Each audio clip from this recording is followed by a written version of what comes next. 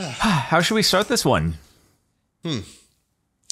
That's a good question, because I just want to put like, title, the Twitter timeline or something, not like Elon Musk, Twitter, I don't want to do that. No, we view things from a more taking a step back, objective, relaying the events type perspective on things. Should we start from the beginning of the current Twitter acquisition saga? Yes, it started just about the beginning of this year, January 31st. That's when Musk starts buying Twitter shares, yeah? Was it that long ago? Man. It's been... Time flies. Yeah. Time flies when you're having... when you're having fun. When you're having fun. I mean, hey, no matter what, I will say the whole thing has been thoroughly entertaining to watch. Which might be actually be the goal. But anyway. The real $44 billion was the entertainment we made along the way. Yeah. I'd say that. The most expensive movie ever made. Oh, he would make his own movie, I bet. Maybe. If we ask him to. Maybe we will get a movie to recap this. Will it be directed by Elon Musk? That is to be seen. Or will he play himself in the movie? That's he would also 100% play himself. If there was any way to do it, he said, "Yeah, I'll let you do it, but I gotta be the star there." As long as he gets to wear the Wario costume for all of his appearances in the God, jeez. Wait, did you actually make an intro? No, I did not. Oh, okay. I wasn't going to be surprised. New Twitter Blue. You can buy it with Dogecoin now. Congratulations. Anyone who wants to be certified, buy with that. I mean, part of the more recent announcements or speculation thereof is that there might be financial transactions taking place on Twitter as one of the new feature rollouts in order to try to make it monetize better. But let's get to that later. Much later. Yeah. First step, he started buying up Twitter shares. He didn't immediately make the offer. He kind of initiated. It kind of looked like it might be a hostile takeover attempt of sorts. Yeah, because he just kept buying so many more shares until he would be the it's a simple word, majority stakeholder. Largest single shareholder. Yeah, and so that was what everyone thought he was originally going to do until he decided to do a little bit more. But well, and then they tried to play nice and give him a board seat, like, and then you deserve a word and come. And then it was like, this fell apart very quickly. Yeah, because after they offered him the board seat, I believe he tweeted the top 10 Twitter accounts, and they were official accounts like Taylor Swift, Barack Obama, all these, and they don't tweet a lot. And he says in the tweet, "Is Twitter dying?" And I believe that the CEO of Twitter texted him afterwards saying, "Hey, this is not conducive to making the platform a better place. Just wanted to let you know we're excited to work with you, but we would appreciate if you did." And I believe Musk responded, "Yeah, what did you do this week? Anything? Yeah, I'm not joining the board. Suck it. I'll buy Twitter." Oh, man. I didn't pull that image up, but let me look for it while you speak. Well, anyway, after they attempted to make nice, obviously, and work together, in the end, it led to him making the offer to buy out Twitter at $54.20 a share, which I think everyone, including Elon Musk himself, agrees was a vast overpayment at the time. But he says in an interview that, it's quite an overpayment, but we believe the value of Twitter will be an order of magnitude greater after he buys it. So $540 billion would be significant. An order of magnitude is such a big word. It would be far bigger than Facebook actually is now, because RIP Facebook. Zuck. But in any case, my take on it, though, I genuinely don't believe that he wanted to go through with the acquisition from the get-go. I genuinely think he threw out a funny number and thought, I'll just we'll go through this little song and dance, but in the end, I'm not going to actually spend this money. I'm not going to go through with this. This is ridiculous, the price that I offered. It's just like a publicity thing to get attention. But and then he signed away his due diligence, though. And you can't sign things. It's strange because it seems like one of those things that, maybe you got offered a brand deal on YouTube and you're just like, they're paying me this much. And you don't really read the fine print. This should be good. And then there's some extra thing in that deal and you're like, God dang it, what the heck? Whatever, I should have taken this more seriously. But like that on a $44 billion scale, but I just think he figured, I'll still be able to get out of it, and didn't really expect that he would actually be held to execute and perform on the deal and actually have it taken to court. And I think once it got to the point where it was going to the Delaware Chancery Court, which very much has a history of upholding acquisition agreements, I think he saw, okay, so it's either between I have to go through with this or I might be on the hook for many, many billions in penalties for failure to perform. Because the $1 billion, there's like some $1 billion fine that people were talking about for the acquisition not going through for many, many months. But that was a situation where I forget the exact criteria that has to play out, but that is not satisfied by him deciding, I just don't want to do it. That was some kind of like material breach on one side or the other that would then be able to dissolve via the $1 billion fee. But him just saying, I don't want to do this. Yeah. Even then, the $1 billion doesn't cover it. Your Honor, please. In my defense, I was feeling a little quirky at the time. Okay. Also, considering his net worth is around 188 billion, but this is like the equivalent of, I guess, a normal person buying a very expensive car. But it is it's pretty expensive almost car. A quarter of his net worth on this, what seems to be a pet project right now. Which again is why I don't think he really intended for it to go through. And he kind of got caught off guard and is now trying to do what he can with it. Because originally, besides just saying, Judge, I was acting zany, he wanted to say, the contract, they didn't specify to me what I was getting into. This was false.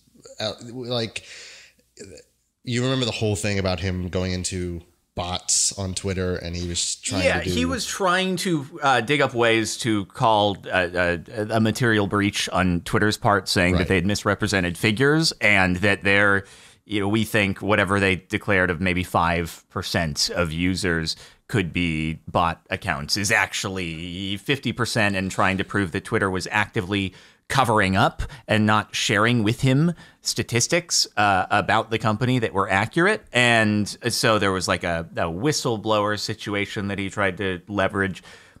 All the attempts obviously were unsuccessful because at the end of the day, he didn't even let the trial go through. He just said, whatever. I wonder why that is, because it seems sudden that he stepped away from it was like the trial seemed to be something that was ongoing. He was tweeting regularly about all the ways that Twitter was supposedly misrepresenting itself, and then suddenly it was, I'm going through. Yeah, that's so strange. It was very sudden. It feels like something behind the scenes, people were talking, and I don't know.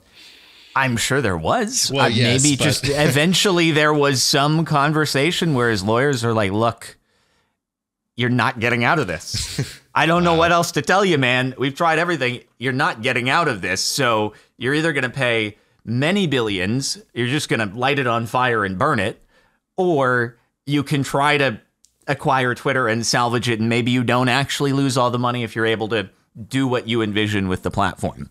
So I just imagine that that's what happened. Again, all speculation. Yeah. But it was a very quick switch flip. It was interesting.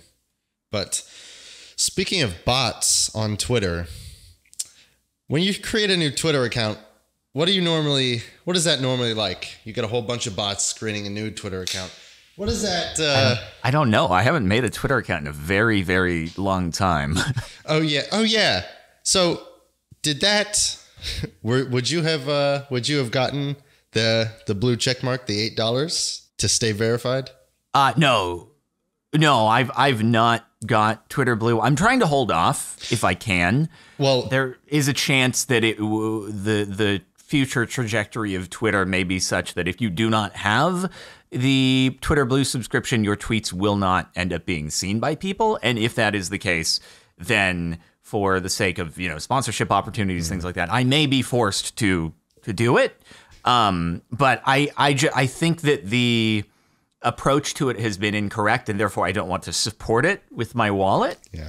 But that is a very much in flux thing, how that feature seems to have rolled out and is going. Yeah. Oh, and speaking of sponsors, that have you ever had that happen to you? Maybe not recently, but what you were talking about where the fine print was a little off and some offer approached you and suddenly you discovered, oh, shoot, this isn't great.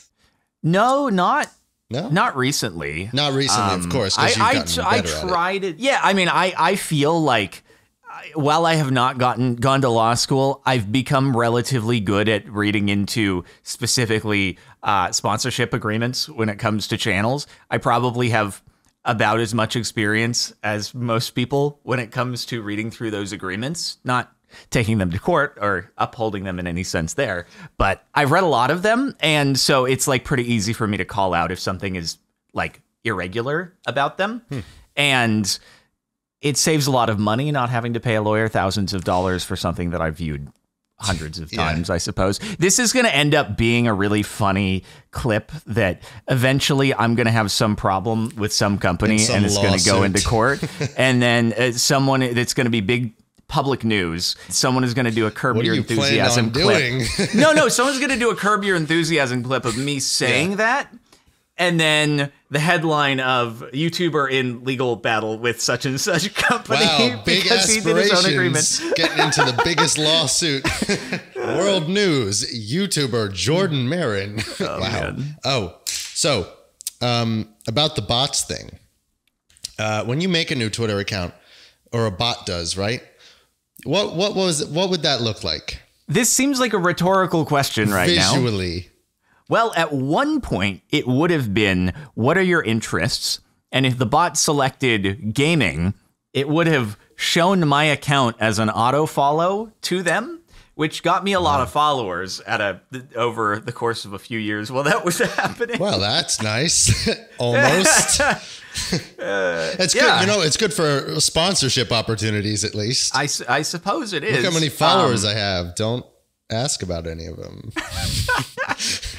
I mean, I still, here's the thing. I have been told by companies that I've done sponsorship deals with that it's merited good engagement still in comparison, even to other people who perhaps weren't in that weird autofollow situation for new accounts. So it's still been okay at the end of the day, but I do find it kind of funny that happened because it wasn't just on Twitter. It was at the same time that was happening. YouTube was also doing that same sort of thing, which was getting me like 15, 20,000 subscribers of new accounts every day. Every day. Weren't ever. Wow. Yeah, that were never actually watching any of my videos. They were just auto subbing as a new account, interested in like, they just clicked, I like gaming. And then, okay, you're auto sub to Captain Sparkles as part of it.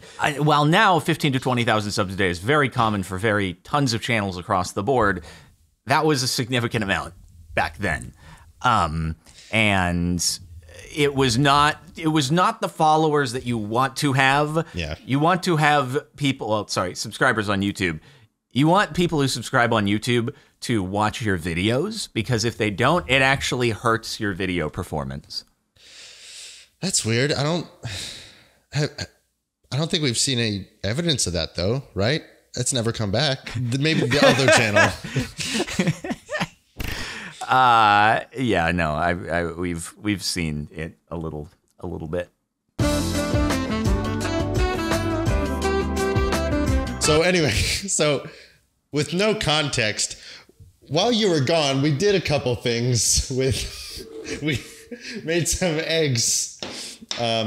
There definitely wasn't any tech issues with footage not being recorded. Yeah, no, that definitely didn't happen. Yeah, this is the return of the footage.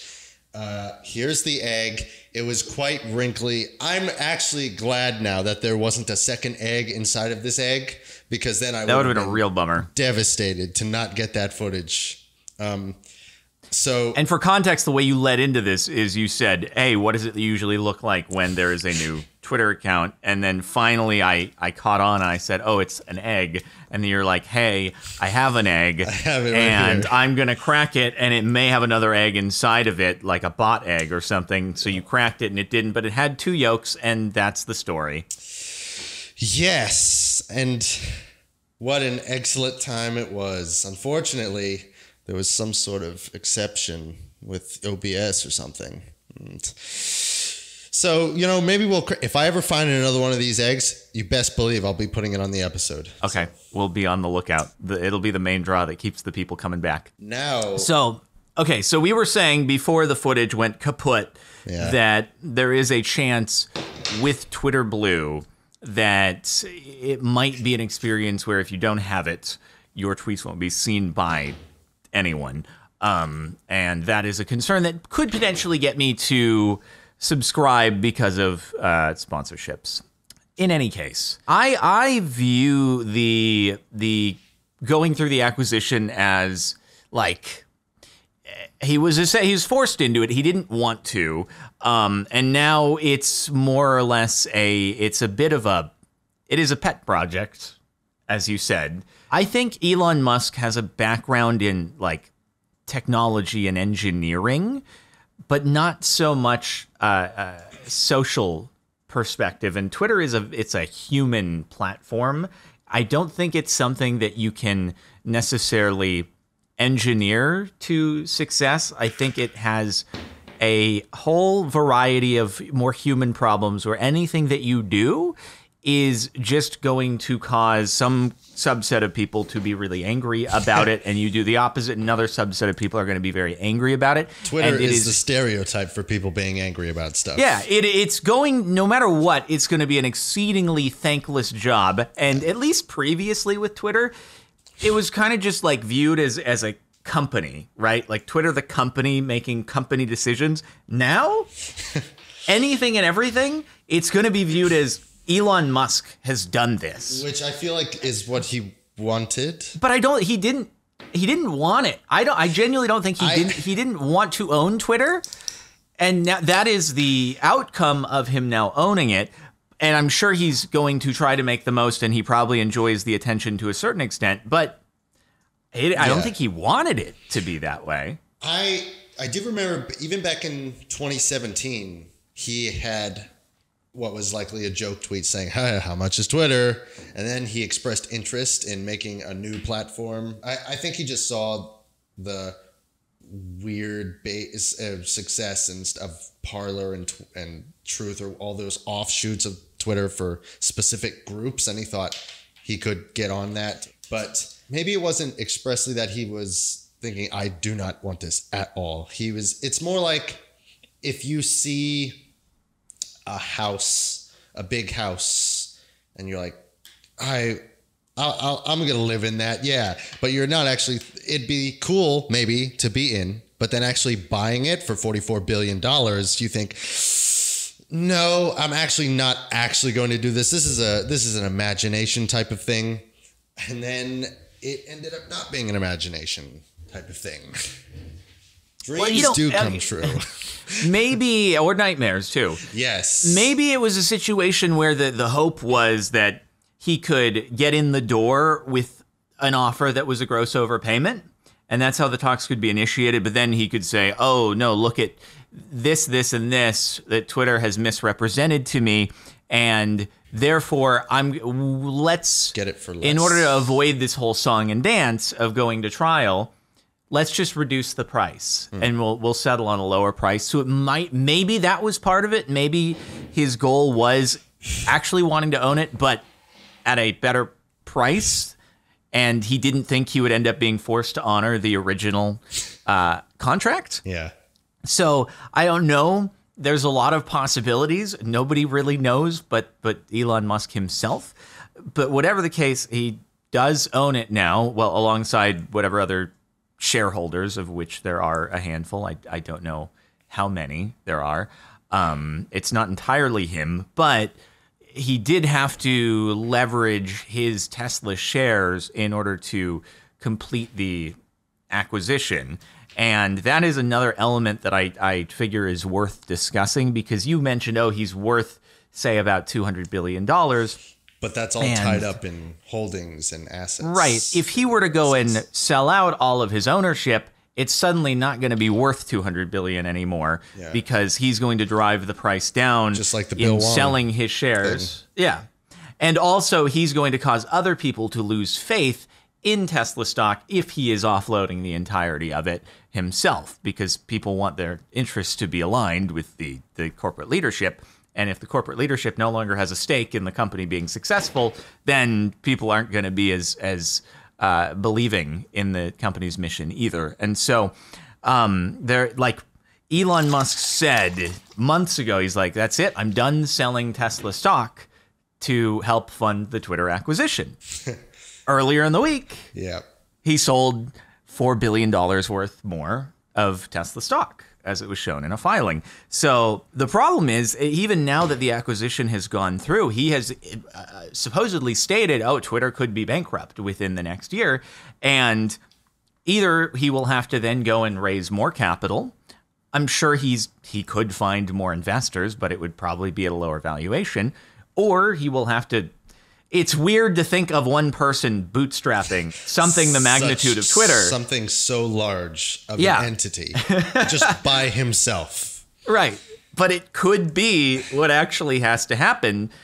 Otherwise, if Twitter's value goes down too much, he could get margin called on his Tesla shares, again, be forced to liquidate.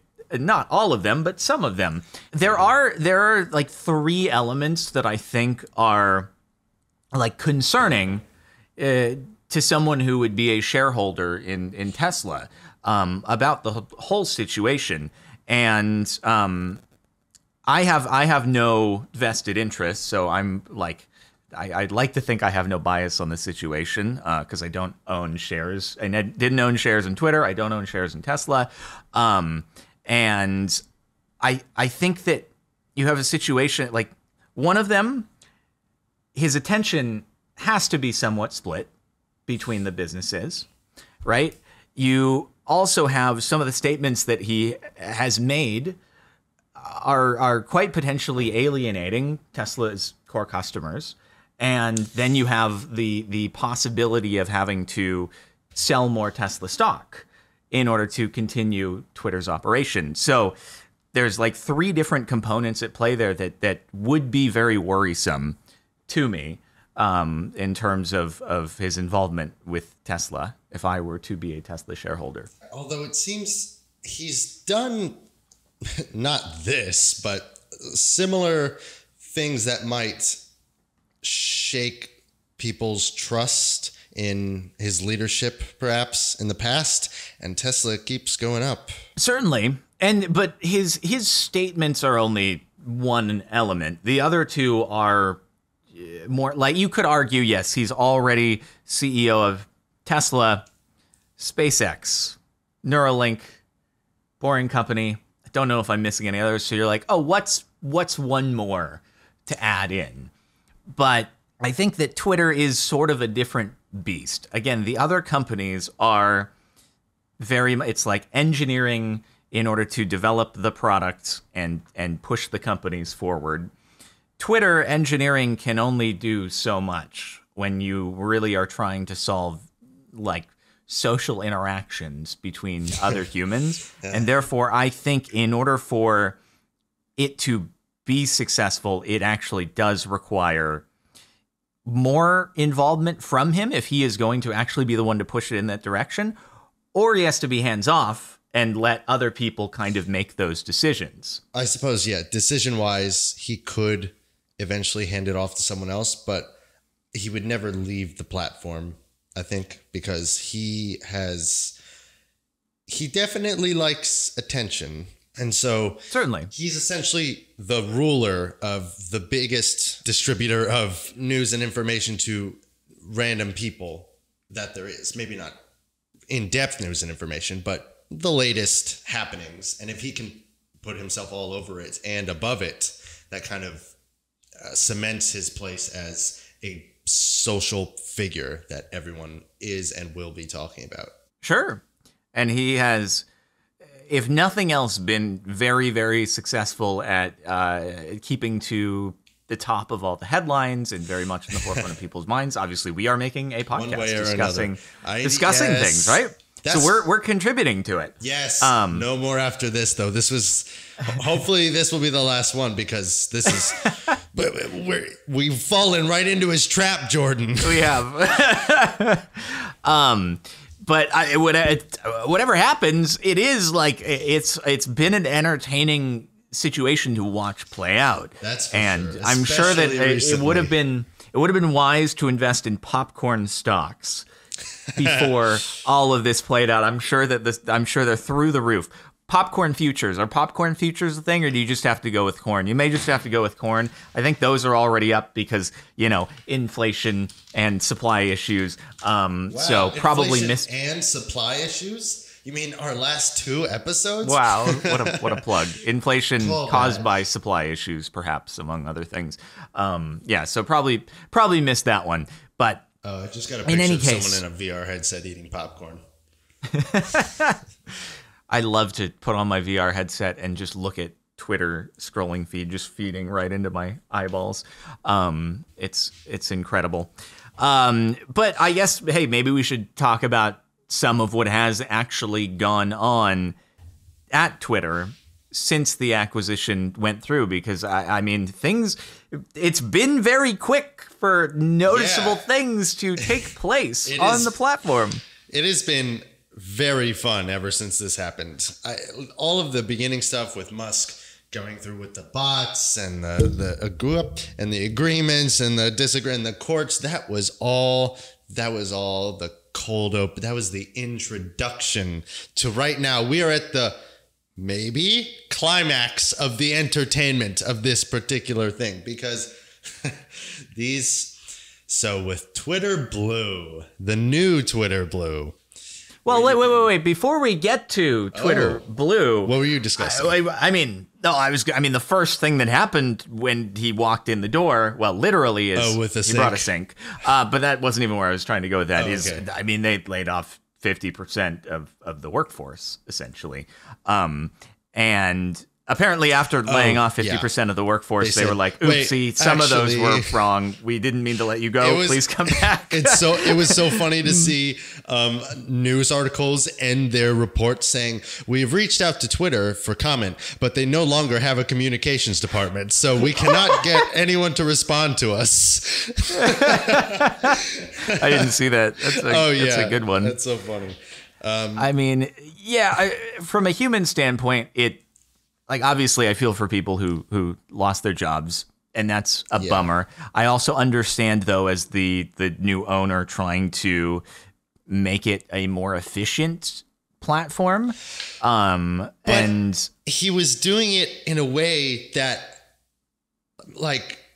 if I say can you punch me virtually? I've been trying to stop, and in doing so, I've been saying it more. And I don't. Anyway, so all right, I'll try to be on the lookout for it. Thank you. He was going about it the way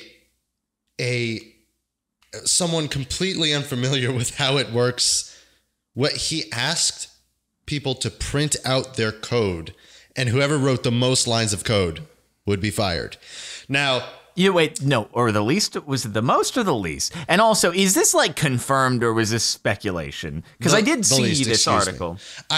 The least. Yes, excuse me, the least. I saw several different articles from several different places, although, to be fair, it could be from. I always like with something that's like really outlandish sounding like that. I always like to be careful. So allegedly there was a code contest. Although I thought I saw comments from people from within the company talking about this, which is why I think now I'm doubting myself. I didn't dig into it enough. But if you saw that it was verified by employees, then sounds like an iffy way to go about it, because you would think that the people potentially writing lesser amounts of code are the ones maybe writing the more critical, either efficient or the critical components that take a long time to be like, okay, are we sure that this is going to work properly? Let me quintuple check. Make sure that it's not going to break the platform, right? So and also it doesn't even make sense as a thing to do. You can't just print. Someone doesn't write all their code on a Word document and paste it somewhere. People are collaborating in a shared space doing a whole. So you're essentially printing out 100 different people's code and highlighting yours, or maybe from a million different classes and script. Maybe they have a means of like tracking which workstation made which corrections, and they can like run a search that actually does highlight. But what if you overwrote somebody else's that was in that same place? I don't know. There's a lot of variables at play there that would make it not only hard to track who did what, but also the people who did less might have done very important lines that were mission critical to the site. Versus maybe just trying to kind of brainstorm, piece together a brand new feature that may or may not even be integrated with the site. Funny you say that. Couldn't you go to twitter.com for me? Right. Hold on just a moment. Okay. I am on Twitter, signed into my account. Great.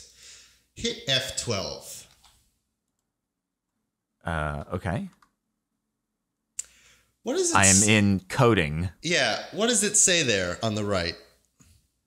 Which line? A bunch of lines. Script type. Oh, go to console. Console. Yeah. Okay. What's that say there? Dev tools failed to load source map, could not load content for a lot of things. I'm not a coder. I don't know what this means. What does this mean? So essentially this means they have posted an in-house development program to production.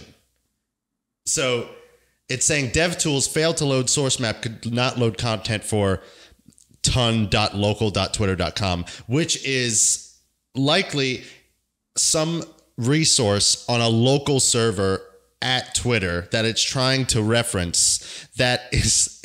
You're not supposed, this is like a huge big thing. You don't push a dev build to prod. That you're essentially pushing out the beta test version, the alpha test version that the developers are working on onto the public.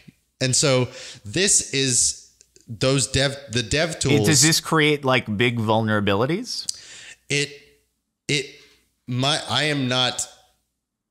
I'm only a little more. I stopped after my 1.5 year of computer science. I switched majors. Okay. So I don't know as much about it, but I do know the basics. And this is a basic thing that you don't do. So yes, this could create some vulnerabilities that someone more intelligent than me in this stuff can.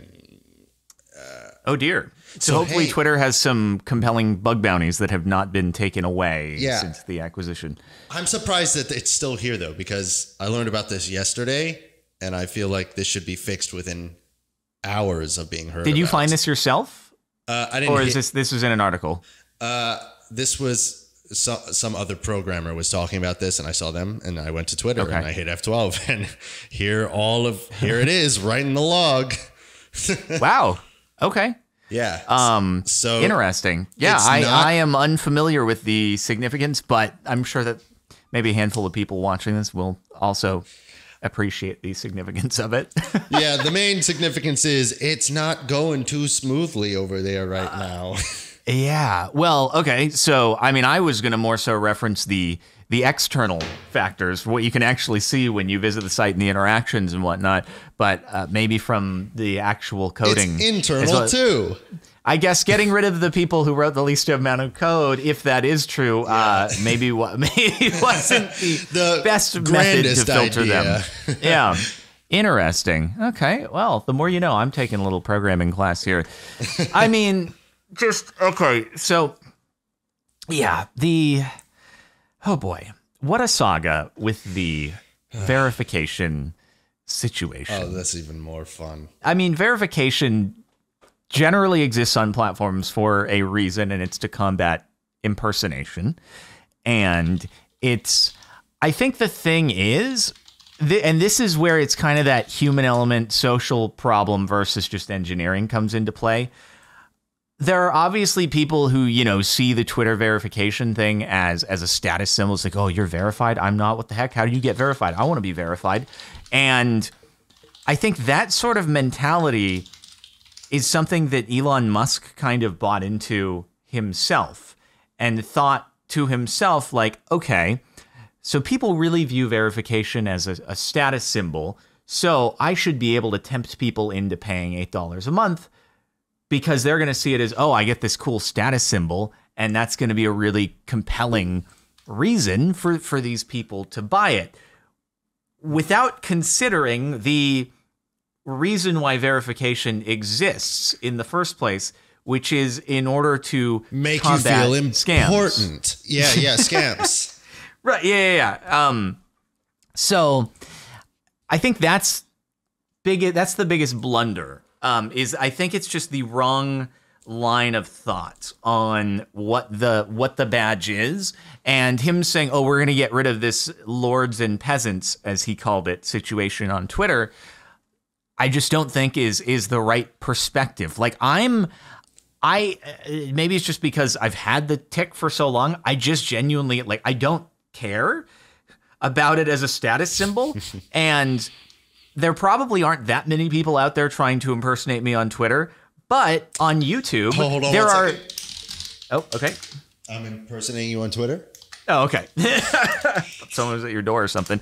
No, but on YouTube, there are accounts that are like, Captain Sparkles, message me on Telegram. You just won. Message, yeah, and I keep people have blocking messaged them me on the comment sections. I keep reporting and banning them, and they keep coming back. No, it's whack-a-mole. It's absolutely whack-a-mole. And people, I've gotten a handful of messages from people saying, "Hey, man, I tried to message you. Is this on Telegram? And you said I was getting something." And I'm like, "No. How did you think this was me?"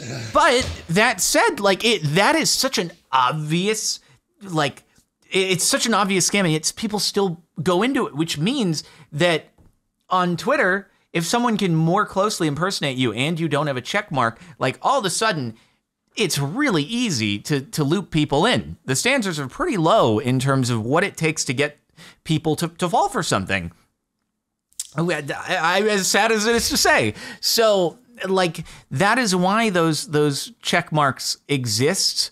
And it's not, the goal is not a status symbol. Yes, there are some conveniences that come along with it, like the verified tab and being able to see other verified accounts who have replied to you, interacted with a tweet. I think I disagree. The check mark on Twitter, that is how you know who in this world is worth existing, I suppose, worth living, I think. Mm-hmm. And so Tumblr has jumped on the sanity bandwagon. I've sent you a link here of a new feature from Tumblr, actually. They really are, they're right. You can never be too important on the internet, right? And they say, "Hi, we're introducing the important blue internet check marks here on Tumblr. They're a steal at $7.99. That's cheaper than some other places. When you consider that, you get not one, but 2 check marks next to your blog on web only.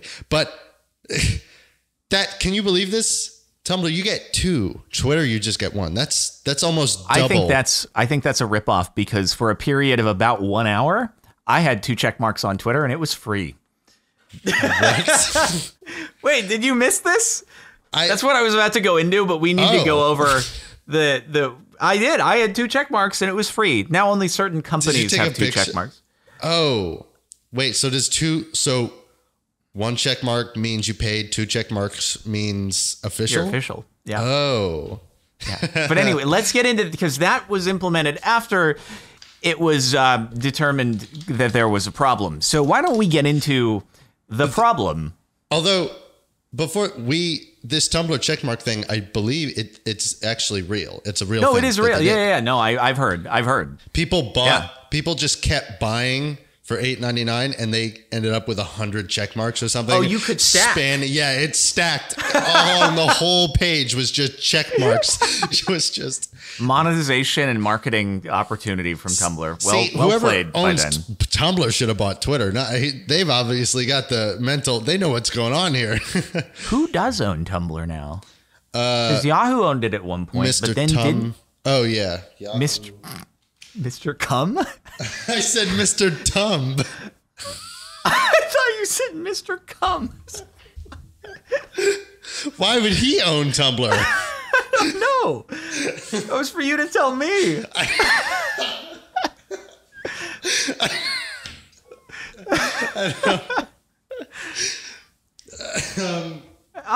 So Twitter, after rolling out the verification for all Twitter Blue users, they faced a handful of issues. Who would have thunk that by giving anyone the ability to have a check mark next to their name on a brand new account could potentially create problems? So how about we take a look at some of those? So Doja Cat changed her name to Christmas a little early. And so then she was stuck with that because Elon Musk changed things and it was I guess the policy is you cannot change even your display name now on some amount of cooldown as a verified account or something like that. Which I was Captain Spookles for October, so I guess I changed back just in the nick of time. I saw that. Good idea, because I just saw another tweet from someone that said, "My name is not Rebuka, it's Rebecca. I just can't change my name back anymore." Oh God. And Doja Cat here went the Christmas route instead of the Halloween route. She says, "I don't want to be Christmas forever, Elon Musk. Please help. I've made a mistake." So then Elon Musk replies, "You should be able to change your name now." And then Elon Musk replied, "Thank you." I can't believe that this is real. I went to her Twitter and checked, and it is there. She's changed it now to Fart, her name is, but it was Elon Musk.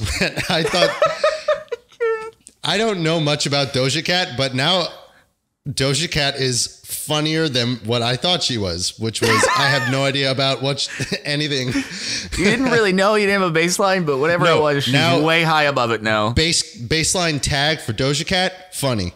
Got it. So that had to hurt. That had to hurt. I wonder if that hurt him, or if he thought well played, or if it was never helping anyone again. Yeah, because I have no idea what his internal thoughts are. Yeah. Or what they could be. But everyone, because that is how this all started. This verification, before there were insurance companies getting their stock tanked and everything, there was 5 million Elon Musks getting back at Elon Musk for doing this blue thing. Because that's one thing I love about the things going on online. Everyone collectively comes together to clown on the bigger entities and people for doing, rich people or big companies for doing these large decisions without thinking and just throwing it back at them, and in a way that's super funny. It's not particularly malicious. It's just everyone makes so many jokes and posts about it. It's just great thing to behold. Yeah, it's great. And so, speaking of, Chiquita, as in the banana, has just overthrown the government of Brazil at 1152 a.m. November 10th. But hey, don't worry, at 2:15, the real Chiquita came back and said, "We apologize to those who observed a misleading message from a fake Chiquita account. We have not overthrown a government since 1954. How did they get the actual name Chiquita, though? I know. Maybe what is the official Chiquita Banana name? Maybe I don't know. But how does somebody have the actual Chiquita name? Official. And they're also, God. Clearly, this is not the real Chiquita account, but it is spelled correctly, and it has the verified check mark. So you would be forgiven for thinking that this is legit. Right now, we are confused on if it's real. Obviously, the tweet isn't, but I think the tweet was, but it's fake. It's a fake real tweet. Or it's a real fake. No, it's a fake real tweet, and it's a real fake one. But it's funny because this is not the only instance of that's what I think elevates this joke. Official accounts denouncing fake accounts that are also fake accounts. I love that. Tesla themselves, actually, they're beginning to offer about 10,000 vehicles in support of the Ukrainian military because their cars are the most advanced explosive devices on the market. I can't help but think this tweet, along with I think this account did another 9/11 one, which I don't know if you've included here. I didn't because I didn't know if you wanted to read it. It might have been a little bit little over the edge. Yeah. So that's why I'm vaguely referencing it. Yeah. But I can't help but think these might have been ones to have possibly led Elon to reconsider the back and forth decision about the secondary checkmark for official accounts. But honestly, I don't think it was this as much as I'm most sure it was mostly himself being impersonated. I didn't include the one where people saying, "I'm Elon Musk and I wake up every morning with a warm glass of my own urine. It's scientifically proven to help my skin, and if you want to be like me, Elon Musk, drink my Drink mine for sale now. Selling just like we did the flamethrowers. No. Yeah. Elon Musk jars, gamer guy jars for sale. I mean, can we sell Elon's Musk? What? Elon? I've got an official Elon Musk account that can help us out with that. Elon's Musk, 520 vials available at the lower price of $10,000. Well, yeah, Elon's Musk would be more of a fragrance. Oh, I was thinking he just like bottled his sweat. I guess that's one. You could be like distilled sweat or something like that. I don't know the process here. O.J. Simpson finally admits it. Alrighty then. So does Pepsi. That's a little more innocent of one. Next one, Nintendo. Nintendoofus. This is Mario would never do something like that. It's such a good, like, well done image, though. It is. I'm sure they didn't create it. I'm sure it's been floating around for a while, but it's a well done piece. Whoever put it together. This is also funnier because of how much Nintendo attacks everyone for infringing on their copyright. So this kind of has an extra layer of comedy to it because posting Nintendo copyrighted material on an official Nintendo account is just a little bit of extra. The one publisher that has never been too enthusiastic about people making videos and giving them free promotion of their games. Yeah, you've seen the joke about like, oh, a 9-year-old made this collage of Nintendo games for Nintendo. So Nintendo went to him and promptly served him a cease and desist and took him to court for $3 million. Oh no, dude. Bill Clinton also finally admits it. It looks legit. It looks legit, and oh man. Jesus is back, guys. And it's actually at Jesus. At Jesus. Verified. Breaking news, by the way. God. You heard it here first. Jesus is back. I'm just so impressed that people who have these like really highly coveted names are still active and are like they immediately went out and bought the verification. They knew exactly what to do. And then now, probably the biggest big one. fallout of this. Yeah. So, Eli Lilly and Company, in insurance or in they're pharmaceutical. Yeah, insurance and pharmaceutical. They have a market cap of about three. They're in the range of 350 billion. They're a very big company. Yes, and wouldn't you know it, they lost some of that market cap recently because when these official tweets were still going into effect and people were more confused and trusting of official accounts, when Eli Lilly and Co., the fake one, this one right here, tweets, "We are excited to announce insulin is free now." Jordan, if you were to search up Eli, take note right here. This was tweeted at 1:36 p.m. on November 10th, 2022, right? So you would like for me to search up that market cap, so that stock graph. Now, let's take note here. So that tweet about their insulin being free now, that was posted at 1:52 p.m., 1:36 p.m., right? Yes. On the West Coast, the stock market closes at 1 p.m. Now, correct. There are still after-hours trading. However, once you tweet something, it takes a little bit for it to gain some momentum. So by that time, I think the market was completely closed. Overnight, the tweet gained a lot of traction.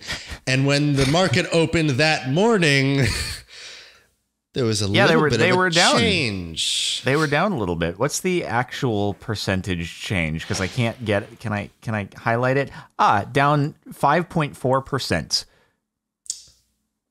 Which, lovely, for a company with a market cap of $334 billion is not insignificant. That would be about like a $15 billion 334 billion?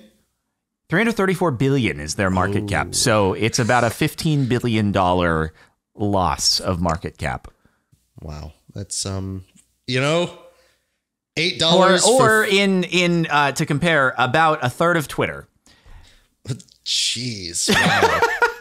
And so 334 billion times 5.4% of well, that's the after. That's the after approximately, because their stock still it's gone up a little bit back up since then. Since people, but it started higher up here. So it went from let's say 355 billion down to the bottom, and then came, so about 6% total drop from peak to trough, and then it came back up. So we'll say, let's say 15 billion, right? Yeah. Divided by $8. That's nice. Yeah, that's real nice. Yeah. Oh, that's a lot of, it would take a lot of Twitter Blue accounts to make up for that. No, actually, it just takes, to make up for it, but apparently it just takes one. And I've got to say that may be the biggest return on investment anyone has ever made. Even Bill Huang, this has it beat. For every dollar this guy spent on the Eli Lilly and Company account, he cost them 1.87 billion every dollar he spent. The thing that's like interesting to me is it's still not as high, and like, so what I have to wonder is,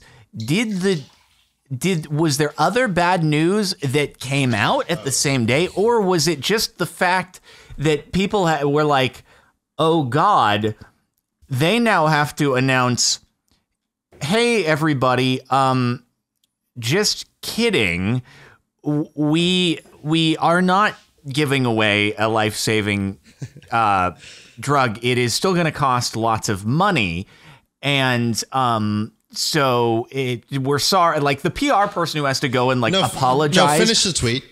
Oh, okay.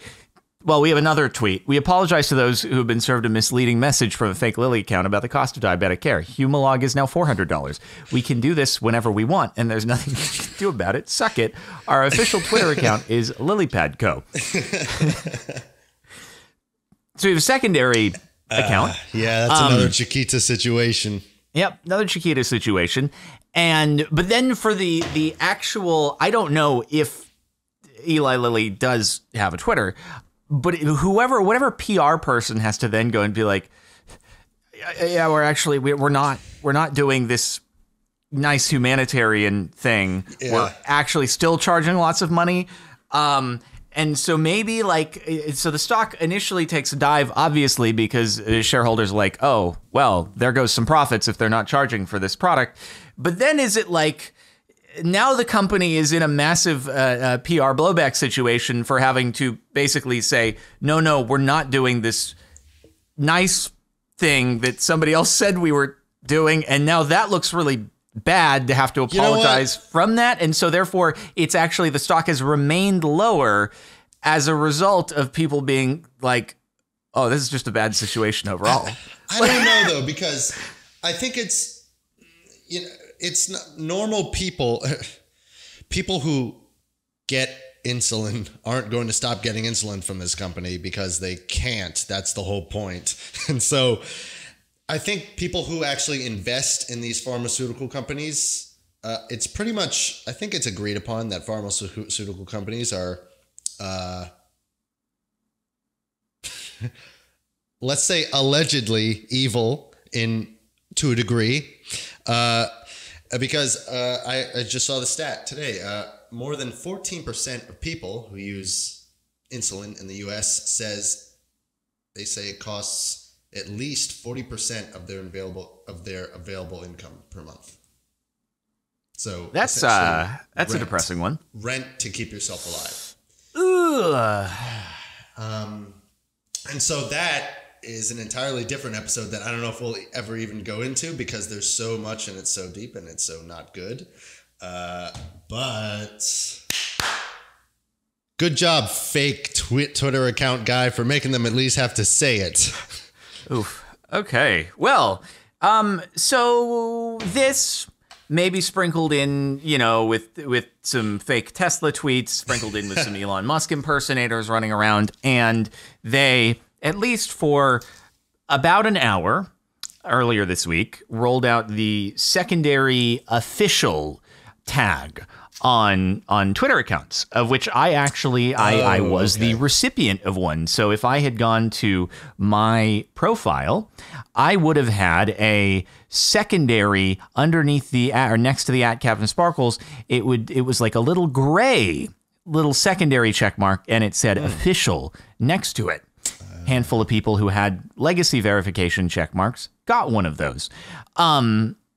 Within about an hour or two, Elon Musk came out and said, just kidding, we're not doing this because, well, I'm sure in his mind, it nullifies. If everybody then has the blue check mark, and now only a few people have this new official check mark, it just puts us right back to the beginning situation all over again. And what's the point of having that? So he squashed it. I will say that having the paid blue check marks would likely do stuff to combat the bot situation, because now making a horde of bots isn't free anymore. You have to actually pay for things the ones that you want to see. So I guess I could see that is if the working. Suppression thing actually happens, which is an ongoing developing situation that there's no confirmation yet. So but we don't know. That's also a bit annoying because it would stop bots, but suppressing people who just can't or don't want to pay for this. Yeah. Yeah. So we got this for about an hour. He squashes it. Then a lot of the things that we just looked at over here, they take place. At which point they didn't really seem to announce it, but they did backpedal a bit. And so if we just scroll through here a little bit, maybe eventually we'll run into a corporate account that actually has an official underneath it. Wow, SpaceX does not have it. Did they squash it again? Don't tell me they squashed it again. That's going to be hilarious if they did that. Because, here we go. Okay, Logitech. Logitech actually does have the little secondary official down here under their main and the blue check mark. SpaceX doesn't? That's weird. I mean, is that the real SpaceX? Oh, okay. That's Elon weird. Musk retweeted, unless that's not the real Elon Musk. 115 million followers. That's probably the real Elon Musk. Yeah. anyway, strange. So that said, Wait, check. Does he have it? He likely does, but if SpaceX doesn't, no, I bet he doesn't. I bet he has to be a man of the people. He's not official. He's just he's not official. One of the guys. He's just Elon Musk. Twitter. The captain has to go down with the ship. So, we'll it makes sense. That's true. We'll see. The current standing, though, is that now some corporate accounts have the official underneath them, and they also have apparently paused new Twitter Blue subscriptions with the checkmark. So existing people, they still have it, but they have paused additions, and it seems to be in flux. Yeah, an ongoing developing situation over at So Twitter. maybe there will be a follow-up. We'll see. Maybe. Or we'll just say, you know what? We said this will be the one. No more giving attention. And that's that. We should have called him something else. Like I said, we should have called him like Chuck or something. So we don't have to say Elon Musk over and over. Yeah, we all know who we're talking about. We're not going to say his name. He who must not be named. He who must not be named. God damn it, Jordan. You have been on a roll today. Thank you. Anyway, I mean, that does essentially bring us up to the present. Yeah. It's been fun. It's going to be entertaining. No matter what, it's going to be entertaining. And it is, you got to say, to be able to watch someone juggling $44 billion of not just their money, but a mix of their money and some other investors in a very, very much influx, up in the air, who knows how this is going to play out situation, is something that I will watch from the sidelines. Yeah. I'll be sidelined. I mean, I'm not investing in Twitter. I am in the way invested in Twitter as someone who has an account and does sponsorships on there, but at least my money isn't directly on the line. Not directly. That's good. I think that for now at least, that seems to wrap it up. You know, actually, also, if you're still watching to this point, viewer, post some, comment some. If you have seen some funny ones, comment some more. I want to see some more of them. I just love the best ones. They're all funny. Also, comment some ideas if you have any episode topics you want us to go through. So both of us aren't like, I don't know, what do you want to talk about? I don't know, what do you want to talk about? So read some comments, of course. And thank you for watch. I should have come up with some wordplay involving Twitter at this first. But yeah, thanks for watching. Thanks for watching, everybody. Appreciate it. And send in $8 and we will give you as many check marks as you could possibly want. You know what's actually a really funny idea is I don't think we're partnership eligible on this channel, but if we did, make it an $8 membership tier and the badge is a blue check mark. Oh, yeah. Perfect. Oh my God. I'm sure some people have already done this. They had to. Oh, God, that's a good idea. I should do that on the main channel. Oh my God. God. You got it. Okay. So you have to find a way to weave this into the main channel. Some sort You got to call it Captain Sparkles Blue and change all the badges. Oh my Lord. Oh God. It's no longer Miami Blue. Your card, your headphones, it's Captain Sparkles Blue, and the check mark is going to be that color. You got it. It's going to have a stripe down the middle. It's a blue check mark with a stripe. Put me on marketing. Oh my God, this is incredible. Okay. Well, now I have to go work on that. So thanks everybody for watching, and we'll see you in the next episode. Bye-bye. I got to put this egg in the fridge. I forgot about this.